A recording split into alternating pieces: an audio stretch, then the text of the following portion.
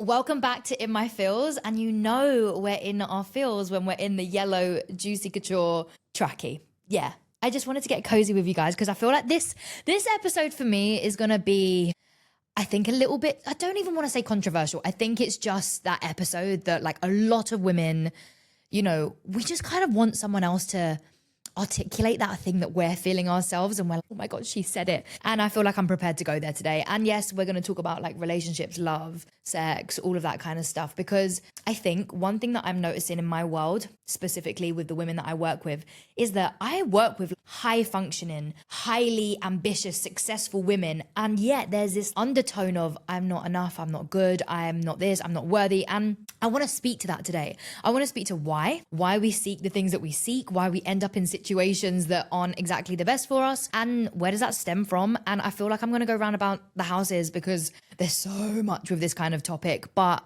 I'm ready if you are. So the very first thing that, like, I was thinking about this yesterday, was one of my biggest pet peeves, as a single woman who essentially has her own business, is I hate it when people tell me, Cherelle, you should spend more time alone.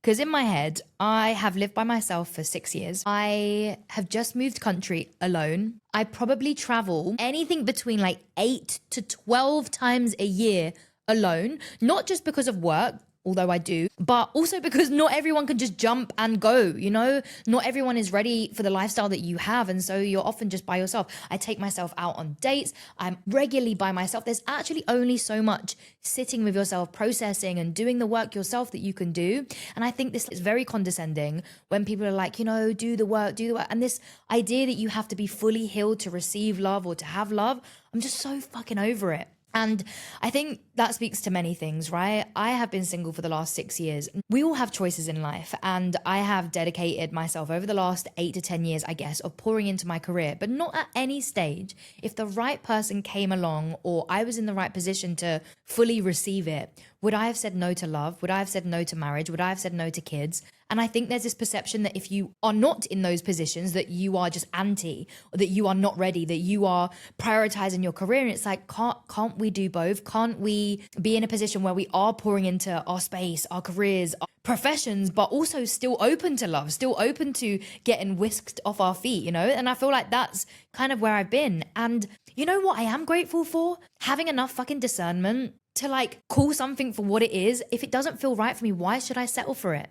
And this idea that like maybe I'm not lovable, maybe there's something wrong with me, maybe I have too much high standards, maybe it's just not right. Maybe I've seen enough in my life to realize that no, I don't want to invest more time into a dating scenario or a relationship that doesn't serve me, no more than I would in my clients' relationships, with my friendships, with anything that I'm putting my time and energy into. If it's not for me, I don't want it. So I actually want to talk about something that happened quite recently.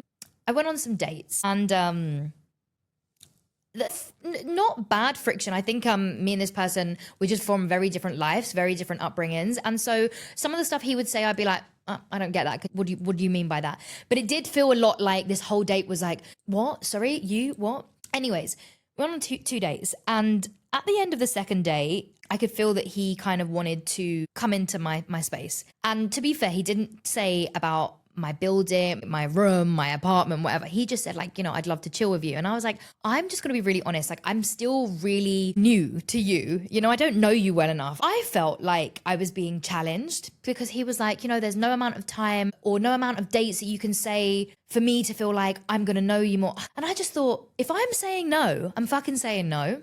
And again, like, why women are challenged so much. And I kept saying to him, if I don't know you, if I don't feel like it's a full body yes to invite you inside, leave it at that. Why do I feel like I have to be challenged on something that, quite frankly, is nothing to do with anything other than I don't feel safe enough yet? Like, why is that not enough? And anyways, lo and behold, after saying to him that I don't really know you / trust you, and I'm not there yet, and I don't feel comfortable, and I don't feel that way right now. I don't know you. I think 3 hours after he had dropped me home, I found out he had a girlfriend. Like, I just did some stalking, I did some looking, and I found out he had a girlfriend, or at least someone that was around. Like, I found a profile, and I was like, this is what I mean. We are gaslighted to fuck. Sometimes we are made to feel like we are going crazy, like we are in our heads, like we shouldn't have the standards that we have, like we are silly for saying certain things to then have something like that happen. I cannot tell you the amount of times in my life where I've had similar moments like that, where my gut has told me one thing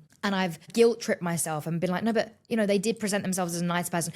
I am getting older, maybe I should, no. And I think when people ask me, why is our work needed, or my work specifically, I'm like, because of this stuff. Because unfortunately, women are not just built with infinite confidence. Women are not just built with this innate trust in themselves, because 9 times out of 10, they've been raised, or I'm even going to say the word groomed, to just kind of be. I think from my early years of getting into relationships, I had a lot of controlling relationships. I had a lot of insecure men that wanted certain things in our relationship. And thank fuck I hit an age where I was like, no. I actually remember making a vow to myself after being with a man who, not good. I vowed to myself that I would never let someone take my confidence away, and that I would never act like that. Bearing in mind, like I said previously, I'm a former crash out girly. I'm a former, speak with my chest, say the things. But when you've had certain instances or circumstances or scenarios put on you, after a while you're like, oh, maybe I shouldn't say this, and oh, maybe I should. And I fear for women who have not had that confidence to be like, no, fuck this. And anyways, all of this to say, I'm going to keep coming back to as business women, because I believe that's majority of my audience. But if that doesn't apply to you, but you still feel like you're a strong woman, it's the same thing. But we as business women are often said the reason why we're sometimes not lovable is because we are masculine, because we are quote unquote not feminine enough. But you listen to examples like this, and that's just one example of me recently trying to date, let alone the 6 years that I've been single and the many years on top of that of just fuckery. Of course we're going to protect ourselves. Of course we're going to have standards and boundaries and fears around letting people into our space. That doesn't mean that we're not capable of being feminine. It just means that we have had to protect ourselves. And when I go back to that initial thing of people patronizing you or condescending, or saying things in a condescending way of spend more time alone, understand that time alone has been spent building yourself back up after numerous amounts of people and, again, circumstances have tried to rip you down. I just think when we think about masculine traits, most women that I know that are in business or looking after themselves or are single are paying for their household. So they are financially dependent on themselves. They are the worker, the person doing the thing, going out there, making money, full-time job or business. They are also in a space where they are having to tend to themselves. They are having to look after themselves in their business, making decisions, making certain choices in life. And that does take a lot of nurturing. And I'm so sick of hearing people say that women are not feminine just because they are hyperly independent. And what I mean by that is, do you know what feminine traits often look like? Nurturing, being soft, being kind, being caring to yourself. These are all things that these hyper independent women are doing. To have to face yourself on a daily basis where you know that the societal norm is get married, have kids, do this, do that. And you're choosing actively to not settle and being something that's not good for you, but instead, you sit with yourself and you process and you heal and you show up for yourself and you are kind to yourself, even though you date this fucker and you date that person. That is the most feminine a woman could possibly be, to still have her heart open, to still willingly say, I believe in love and that I believe it is for me one day, even though she's been through this stuff. I told you I'd go around the houses with this stuff. On this masculine, feminine topic, I held a retreat last year and it was all about essentially coming back to yourself. And we was in Costa Rica. We was in this incredible villa, literally in the jungle, in the middle of nowhere. And when you sit with yourself, you are met with yourself. You're met with the uncomfortability of your choices, your decisions, why you're here, why certain things are there. And again, you're making peace with that stuff. But you're also celebrating. You're also coming to terms with the choices that you are making, that are favoring you, that are part of the woman that you're becoming, right? But anyways, we did this workshop and it was essentially deciphering where we sit between masculine and feminine. So what we did, or what I did, is I wrote up about 30 words, and it could have been anything tender, warm, having clarity, being a leader, all these things. And I asked the girls to pop them into buckets, essentially. And we had 4 different types. We had the wounded feminine, we had the higher feminine, we had the wounded masculine, and the higher masculine. Bearing in mind, most of the women on this trip, I actually think 90% of them were female business owners. The amount of them that basically popped these words into the buckets and said at the end which ones they resonated with, I don't know if you could think straight away what they would be, was this higher masculine. And I hate that we have looked at masculine and femininity as a gender role. Men should be masculine, women should be feminine. And there are so many things between us that again, it's an energetic thing. It's something that lives in all of us. And I think a lot of women who are looking after themselves, they are tending to themselves, single households, etc., they are often in that higher masculine. Why? Because they've got to have direction, they've got to have clarity, they've got to have leadership, they've got to have the opposite to abandonment. They've got to really hold themselves, they've got to give themselves security, they've got to give themselves love, they've got just clear, open communication. All the things that we sometimes want from a man, we are giving that in ourselves. But what I found that is sometimes the case for these kind of powerful women is they're either operating from their wounded feminine or their wounded masculine, which is brattiness. It's sometimes crashing out. It's these moments where you're feeling abandoned, where you're feeling like no one loves me, no one's here, no one wants me, choose me. It's that feeling, that really icky feeling of pick me. And that's why I do believe a lot of women, they pour everything into their business. They pour everything into their clients. They pour everything into their space because they're like, well, if I am enough here, then that's going to soothe the part of me that doesn't feel chosen elsewhere. This is the work. This is the work to keep showing up, even when you don't feel chosen in your personal life, even when you don't feel chosen altogether, to continue to choose yourself. But I'm really frustrated that unfortunately we live in this time where feminine and masculine traits are, will do you cook and clean and are you home for the, like, really? Like, really, are we having this conversation still?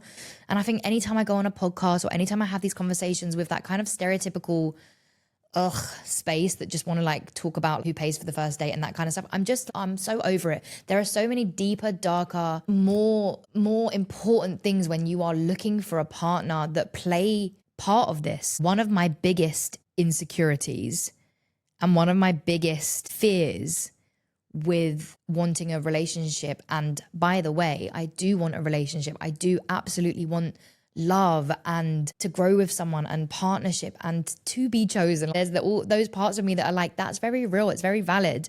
There's also this deep fear that I can't hold it. And I don't think it's something that a lot of women speak about. I think we just kind of romanticize the fairy tale and we believe that like we're going to get looked after and, you know, we'll have this infinite love. But I, as someone who gets bored easy, as someone who is always on to the next thing and always wanting the next, I fear deeply that I will sabotage a relationship. And that makes my stomach turn. Because when I think about the relationships that I have, firstly, I'm the most loyal person there is and I care deeply about people. But I think these are the things that we don't often say out loud, that when you want something that bad, you also have fears and insecurities that come with that. No different to if you're a woman in business, you want to succeed, you want to outdo yourself, you want to, even though I know you don't do it to prove anything to anyone, there is part of you that's like, no, I want to fucking show up. I want to show that I can do this. And it's the same in love. And this idea that you're just going to find the person and it's going to be like easy sailing and you're going to be good until the end is that's such an illusion. I fear this so deeply. And I do feel that that comes up often for me when I date. You know, if I choose this, then, oh my God, I have an ability to fuck this up. And that's so fucking scary. And I don't often say that out loud. And I think I said that on the first date the other day and I was, oh God, this person's judging me. They're basically calling me a cheat in their head. But that's not what it's about. It's really about this deep thing of choosing someone again and again and again, no different to choosing yourself. So yeah, I don't know. I'm really sick of this conversation of, you know, women in business are not lovable and that we're just too busy and that we care about our businesses more than, no. Actually, I think we really fucking care deeply about how we show up and how we are and how we hold people. And there's so many versions of that. What if I overgive? What if I pour everything in? What if this person abandons me? What if this person leaves? You know, there's so much fear. And it's not because we're just masculine. Like, yes, we have to be. Yes, we are looking after ourselves. Yes, we are financially independent. Yes, we are doing all these things, but there's so many other layers. There's so many other layers. For me, being a business owner has highlighted and exposed my insecurities more than a fucking relationship ever could. It shows me where I am asking for validation. It shows me where I don't trust in myself. It shows me all the things that, quite frankly, a relationship is light work at this point. And I think as women in business, we have to be a bit more kind, you know, because on a daily basis, we are putting ourselves out there in selling, in being rejected, in comparing and competitiveness and lasting and being chosen and visibility and having everyone look at you and judge you and then you open your heart up and then you what like that's so much that we are holding. And I'm saying for anyone who is listening to this, just be a little bit more kind with yourself, be a little bit more open with your heart, and just say, you know, this isn't about me just having high standards and just wanting this and not saying it, but it is about owning the fact that I have given myself a life that, quite frankly, I'm not prepared to give up for someone to ever take that confidence away from me. Yeah. I look back at my early relationships between 16 and 23, and you're finding yourself. Like, you don't really know yourself at those ages as much as, like, I stood for some shit and I had like big morals and values. Like, ultimately, I didn't know myself. And I also grew up in quite a like chaotic upbringing. Like, whilst my parents were still together, it was a lot. My parents were really young when they had me.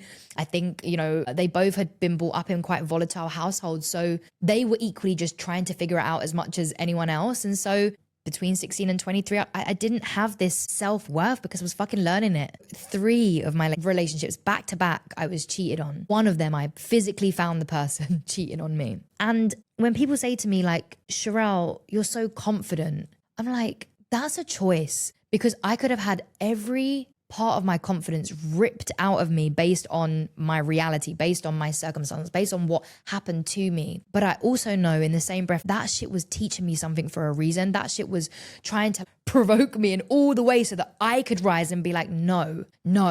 And so even when I am isolated, even when in this society, people want to deem someone like me as unlovable, you're fucking mad if I choose to believe that, because I have not overcome the shit that I've been through and the men that I've been through and the relationships, not just men, to now just settle for something or make myself feel like I'm less than based on what society is asking from us. No, we are lovable as business women. We are lovable as people who are career driven or ambitious. We are lovable as successful women. Like, why? Because we've had a bit more grit and a bit more resilience and a bit more ownership of ourselves, because we know how to say no. Are we now deemed as the hyper masculine, we don't need a man, independent shit? Like, no. If you are someone that's listening to this isn't just about just sitting with yourself. This isn't about just healing again and again and again, because if you're anything like me, I've had relationship coaches, therapists, this, that, you know, the work happens when you are being tested, when you are in this, like, what we call like the training arena, when you're doing this with someone. And it's the same thing in your business. It doesn't just happen as a default because you choose to have a business that you're going to be successful. You have to be knocked a million times over to learn about yourself and to find that resilience. It's the same in love. You know, when you find that person that makes you feel at peace and makes you feel secure and doesn't have you questioning yourself. You know, I take it back to that second date scenario where I knew instinctively I do not want this person in my space. Not because you're a bad person, but because I don't trust you enough. To then have that challenged is like, no, please believe in yourself. Please believe in your gut, in that instinctive thing that's telling you something. You know, we all know when something's good for you. Single women, women in business, quote unquote, feminine, masculine, whatever version of yourself you are doing an incredible job. You are doing beautiful things, and you are lovable. And even when you feel like you're not, because sometimes I really question, maybe it is me. Maybe I'm not the person someone wants, you know? You are. So yeah, we're going to leave it at that today. As I said, we're always going to be in our feels, but we're going to have that like all truth, honest, time to sit with this stuff. You know, it's uncomfortable. It's not pretty. It's not just like me, myself, and I a bit, just like me, myself, and I, and all my deepest, darkest fears and insecurities and beliefs and wants and needs and desires. It's okay to come to like terms with those things. And that's what I want. That's who I am. That's my voice. I trust in myself. So yeah, to being in our feels.